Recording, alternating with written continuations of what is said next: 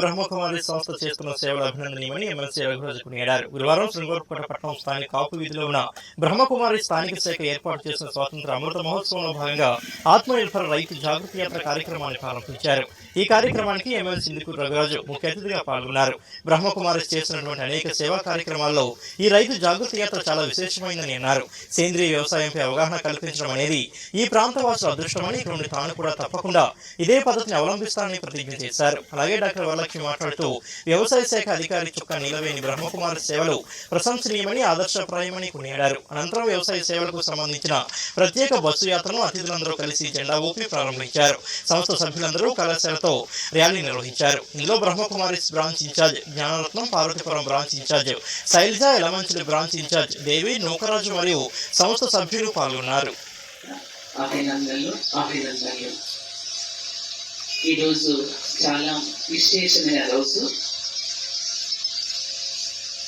మనకి జీవితంలో చాలా రోజులు వస్తుంటాయి, కానీ విశేషమైనవి అప్పుడప్పుడు మనకు వస్తుంటాయి. ఈరోజు మనం జరుపుకునేది అమృత మహోత్సవము. అయితే ఇది ఎక్కడి నుండి జరుగుతుంది, ఎందుకు జరుగుతుంది అనే దానికోసం తెలుసుకుందాము. నేను స్వయంగా కూడా మౌంట్ అబు వెళ్ళి చూశాను. అక్కడ పరిస్థితి అక్కడ దాని గురించి మాట్లాడుతుంటేనే వాళ్ళంతా పులకరించిపోతా ఉంది. మౌంట్ అబు అనగానే వాళ్ళంతా పులకరిస్తూ ఉంది. అదొక గొప్ప ఫీలింగ్. అక్కడికి వెళ్దాం. మీలో ఎంతమంది వెళ్ళారో తెలియదు. ఇప్పుడే అక్కయ్య గారు అడగని మళ్ళీ వస్తాను, మీకు పిలుస్తాను. మీ అందరూ కూడా, నేను ఫ్యామిలీతో మీ అందరూ వెళ్ళాను. డాక్టర్ గారు కూడా మాతో వచ్చారు ఆ రోజు అక్కడికి. నేను ఫ్యామిలీతో వెళ్ళాను. మా వెంకట్రావు గారు, నా ఫ్రెండ్ వంశీ గారు, విజయవాడ నుంచి అందరూ.